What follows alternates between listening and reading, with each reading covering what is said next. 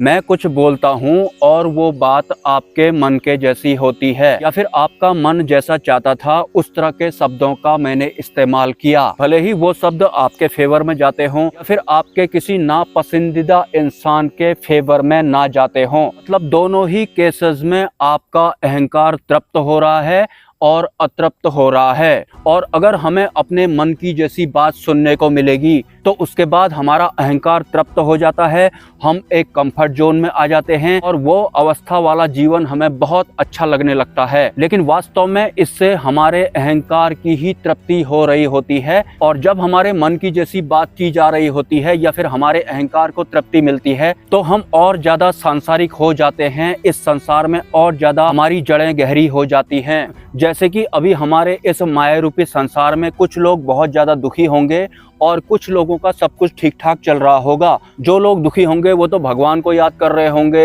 या फिर साधना के मार्ग में आ गए होंगे, लेकिन जिन लोगों का इस वक्त सब कुछ ठीक ठाक चल रहा होगा, उनके अहंकारों को तृप्ति मिल रही होगी, उनको इस बात का आभास भी नहीं होगा कि जो अवस्था हमारी इस वक्त चल रही है, सब कुछ हमारा ठीक ठाक चल रहा है, हम कंफर्ट जोन में हैं। इस तरह की अवस्थाएं सिर्फ और सिर्फ हमको सांसारिक बनने में बहुत ज्यादा मदद करती हैं। तो उसके बाद अगर हमारे जीवन में किसी तरह के भी कोई दुख आते हैं तो हम उन दुखों को भगाने के पीछे पड़ जाते हैं, क्योंकि फिर से हम वही ठीक ठाक वाली अवस्था प्राप्त करना चाहते हैं, मतलब कंफर्ट जोन वाली अवस्था प्राप्त करना चाहते हैं। लेकिन वक्त हमेशा एक जैसा नहीं रहता। जो अभी कंफर्ट जोन में है उसका वक्त भी बदलेगा ही बदलेगा, और जो इस वक्त कंफर्ट जोन में नहीं है उसका वक्त भी बदलेगा ही बदलेगा। लेकिन जो इस वक्त खुशहाल जीवन जी रहा है वो दुखी बिल्कुल भी नहीं होना चाहता है, और मोक्ष मार्ग पर तो वो बिल्कुल भी नहीं चलना चाहेगा, या फिर मोक्ष मार्ग के या फिर मुक्ति मार्ग के विषय में उसे कुछ भी अभी पता नहीं होगा। जो इस वक्त दुखी होगा तो वो कुछ भी करके अपने आप को सुखी बनाने की कोशिश करने में लगा हुआ होता है। भले ही सिद्धियों के बल पर वो अपने जीवन को खुशहाल बनाना चाहे या फिर किसी अन्य तरीके से वो अपने जीवन में सुख प्राप्त करना चाहे, लेकिन टोटल मिलाकर वो इसी फिजिकल वर्ल्ड में सरवाइव करना चाहता है। और एक आम इंसान भले ही वो सुखी हालत में हो या फिर दुखी हालत में हो, वो इतने तक ही सीमित रहता है। दुखी हो जाता है तो वो सुख प्राप्त करना चाहता है, और अगर वो सुखी होता है तो वो दुख तो बिल्कुल भी नहीं चाहता और ना ही वो मोक्ष मार्ग पर चलना चाहता है। और जो आदमी दुखी होता है वो उसका मजाक भी बनाने लगता है। लेकिन वास्तविक उद्देश्य इंसान का इस धराधाम पर आने का एक ही होता है, परमार्थ के मार्ग पर चलना, मुक्ति मार्ग पर चलना। क्योंकि ये जितना भी फिजिकल वर्ल्ड हमें दिखाई पड़ता है ये संसार मात्र एक मिथ्या होता है, और सभी इंसान जो भी इस पृथ्वी लोक में इस वक्त सरवाइव कर रहे हैं या फिर पहले सरवाइव करते थे, वो यहाँ पर मेहमान थे या फिर हैं। लेकिन वास्तविक उद्देश्य जो एक इंसान का इस धराधाम पर आने का होता है, उस उद्देश्य से ज्यादातर इंसान वंचित ही रहते हैं और द्वंद्व व्यवस्था वाले इस पृथ्वी लोक में ही सरवाइव करते रह जाते हैं। और ऐसे ही न जाने कितने लाख जन्म हम सभी लोगों के हो जाते हैं। तो जो इंसान इस वक्त खुशहाल जिंदगी जी रहा होगा वो तो एक अलग ही नशे में होगा, और जिस इंसान का कुछ ठीक ठाक नहीं चल रहा होगा तो वो सिद्धि मार्ग में आ रहा होगा। मतलब उसका मनोभाव कुछ ऐसा होगा कि अगर मुझे सिद्धि प्राप्त हो जाए तो मेरी धन संबंधी जितनी भी प्रॉब्लम्स हैं वो दूर हो जाएंगी। मतलब उस सिद्धि से उसको कोई खास मतलब नहीं है, उसे सिर्फ और सिर्फ अपनी जरूरतें पूरी करनी है। तो ऐसे इंसान को भी सिद्धियां प्राप्त नहीं होती हैं। बिना सिद्धि के ही आप अपने आप को चेक कर सकते हैं। जैसे कि इस वक्त आपको बहुत बड़ी प्रॉब्लम चल रही है, आपको धन की बहुत बड़ी समस्या चल रही है, अचानक से आपको 20 लाख रुपए प्राप्त हो जाता है, तो अगले 5 मिनट में ही आपका मनोभाव कहां से कहां पहुंच जाएगा, आप बिल्कुल ही बदल जाएंगे। ये वीडियो गया भाड़ में, भगवानों की तो आपको याद भी नहीं आएगी, मतलब आपकी अवस्था कुछ और ही हो जाएगी। जरा आप अपने आप को चेक करें कि इस वक्त आप बहुत बड़ी परेशानी में चल रहे हैं।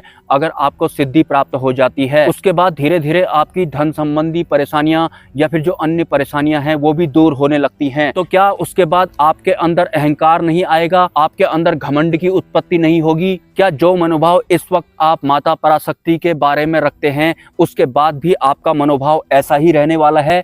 सूक्ष्म जगत की जो शक्तियां होती हैं वो आपका फ्यूचर जानती हैं, इसलिए ही जो सिद्ध धाम होते हैं या फिर जो सिद्ध गुरुजी होते हैं उनके पास जो शक्ति होती है वो शक्ति किसी भी इंसान, साधक या भक्त का फ्यूचर जानती है कि सिद्धि प्राप्त होने के बाद ये किस हिसाब का इंसान बनने वाला है। और वैसे तो हर कोई इंसान इस धराधाम पर सुख भोगना चाहता है, लेकिन अगर कोई साधना के मार्ग में है तो उसके लिए दुख बहुत ही ज़्यादा ज़रूरी होता है, क्योंकि जब तक दुख रहता है तब तक ही हम भगवान की तरफ भी बढ़ते हैं। अगर आप एक साधक हैं तो आपने नोटिस भी किया होगा कि अचानक से अगर आपकी ज़िंदगी में सुख आ जाता है तो आपका मनोभाव ही बदल जाता है, और जब तक आपकी ज़िंदगी में दुख नहीं आता तब तक भगवान के प्रति जो मनोभाव आपका हुआ करता था वो वापस नहीं आता है। तो एक साधक के लिए भी दुख एक बहुत बड़ा हथियार का काम करता है। चलो, कंफर्ट जोन वालों का या जो खुशहाल परिवार होता है, जिसके परिवार में सब कुछ ठीक ठाक चल रहा होता है, उसका मैं आपको एक अनुभव या फिर एक एग्जाम्पल देना चाहूँगा। ये अनुभव मेरा नहीं है।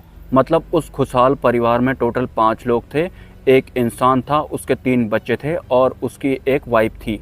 लेकिन जो इंसान है वो जूतों का काम किया करता था, लेकिन जो ब्रांडेड जूते होते हैं या फिर जो ब्रांडेड कपड़े होते हैं, ब्रांडेड जीन्स होती हैं, उनकी कॉपी वो बेचा करता था। मतलब नकली माल बेच करके वो पैसा बनाया करता था, तो उसको अच्छा खासा मुनाफा हो जाता था। इस वजह से उसने बहुत बड़ा अपना एक मकान भी बना लिया था, जिस मकान में उसके 3 बच्चे, उसकी वाइफ खुशहाल ज़िंदगी जिया करते थे। और वैसे भी जब काम धंधा ठीक चल रहा होता है या फिर घर में पैसा आ रहा होता है तो घर या फैमिली को देखकर बड़ा सुकून जैसा मिलता है। तो कुछ इसी तरह का माहौल आप उस खुशहाल परिवार का समझ सकते हैं, जो कि कॉपी माल बनाकर बहुत अच्छा मुनाफा करने के बाद अपने परिवार को या फिर अपने बच्चों को खुश रखा करता था। लेकिन अचानक से उसकी मृत्यु हो जाती है। मतलब उसका घर आते वक्त सड़क हादसे में एक्सीडेंट हो जाता है। लेकिन सीधी सी बात है, अल्पायु में उसकी मृत्यु हुई थी तो वो प्रेतलोक में गया होगा, मतलब प्रेत ही बना होगा। तो होता क्या है, जैसे ही उस इंसान की मृत्यु हो जाती है तो उसके आस पड़ोस में या फिर जितने भी उसके रिश्तेदार हैं वो भी उसके घर में पहुंच जाते हैं। तो जो उस इंसान की वाइफ होती है वो अपने किसी एक रिश्तेदार से ऐसा बोल रही होती है कि इतने जल्दी इनको जाने की क्या ज़रूरत थी, अभी तो एक और प्लॉट लेना था। और प्रेत बन जाने के बाद वो इंसान ये सब सुन रहा होता है, देख रहा होता है। मतलब उस इंसान की मृत्यु हो गई थी, उससे उसकी वाइफ को कोई लेना देना नहीं था। वो बात कर रही थी कि अभी इनको इतने जल्दी मरने की क्या ज़रूरत थी, अभी तो एक प्लॉट भी लेना था। इसके अलावा उसके रिश्तेदार इस तरह की भी बात कर रहे थे कि इनका जो क्रियाकांड होता है उसमें कम से कम पैसा लगना चाहिए, और वो ये सब देख रहा था। जैसा कि हर इंसान का सपना होता है कि उसका एक घर हो, उसके वहाँ पर बच्चे हों, वाइफ हों, और वो सब खुशहाल जीवन जिए। उन सभी को खुशहाल भी उसने देखा था। लेकिन उसकी मृत्यु के बाद उसको कुछ दूसरी ही पिक्चर वहाँ पर दिखाई पड़ी थी। और तो और उस इंसान का क्रियाक्रम करने के बाद उसकी जो वाइफ थी उसने वो मकान ही बेच दिया। मतलब जहाँ उसके माता पिता रहा करते थे वहाँ जाकर उसने एक नया मकान बना दिया। तो जैसा कि वो नकली जूते या फिर नकली जीन्स बेचने वाले इंसान ने ये सब देखा, उसका सपना था कि मैं यहाँ पर एक घर बनाऊंगा, और उसने नकली जूते बेचे, नकली जीन्स की पैंटें बेची, कॉपी माल बेचा, और पैसा बनाने के बाद उसने अपना घर भी बना दिया। उसकी शादी भी हो गई, उसके बच्चे भी हो गए, और जो भी इमोशन उसके उस परिवार से या फिर उस घर से जुड़े हुए थे वो अब पूर्ण रूप से ख़त्म हो चुके थे, क्योंकि उसकी वाइफ ने उसका वो मकान भी बेच दिया था। ये सब उससे बर्दाश्त नहीं हुआ, और एक प्रेत बन जाने के बाद किसी इंसान को इस तरह की हकीकत अगर पता चलती है तो फिर उसने आगे को क्या किया होगा ये मैं आपको नहीं बताना चाहूँगा, क्योंकि वो एक बहुत बड़ा अनुभव है और ये एक्चुअल अनुभव है। और आगे के अनुभव को बताने का कोई ख़ास फ़ायदा भी नहीं है। लेकिन टोटल मिलाकर जो एक कंफर्ट जोन में उनका परिवार चल रहा था, वो कंफर्ट जोन एक ही सेकंड में किस तरह से ब्रेक हुआ था, और किस तरह से मानव निर्मित रिश्ते एक ही सेकंड में ख़त्म हो गए थे, ये समझने वाली बात है। क्योंकि जो भी लोग कंफर्ट जोन में होते हैं, जो अभी खुशहाल परिवार होते हैं, अगर इस तरह का झटका उनको जब लगता है तो फिर एक नई पिक्चर उनके सामने आती है। किसी महानुभाव ने कमेंट किया था कि हरी भरी जंगलें वगैरह दिखाया करो, अच्छा लगता है देखने के बाद। तो अगर मैं आपको दिखाता भी हूं तो कुछ जगहों पर तो ज़्यादातर जंगलों में कूड़ा कचरा ही पड़ा रहता है, जो वीडियो बनाने से पहले मुझे उठाना पड़ता है, जबकि ये पॉसिबल हर बार नहीं हो पाता है, क्योंकि मैं 70 किलोमीटर की दूरी करने के बाद इस तरह के दुर्लभ स्थानों पर पहुंचता हूं। और इस तरह का जो कूड़ा कचरा होता है वो सिर्फ इन जंगलों पर ही नहीं दिखाई पड़ता है।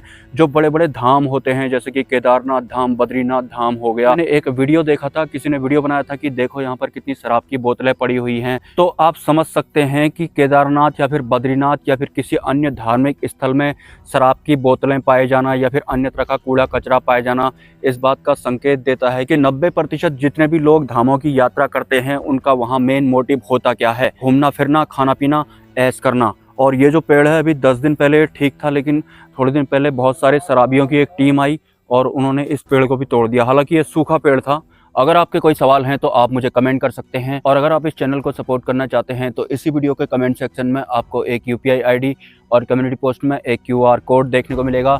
स्वेच्छा से आप सपोर्ट कर सकते हैं, कोई ज़बरदस्ती नहीं है। मिलते हैं नेक्स्ट वीडियो में। ब्रह्मा, विष्णु, महेश, जय मां पराशक्ति।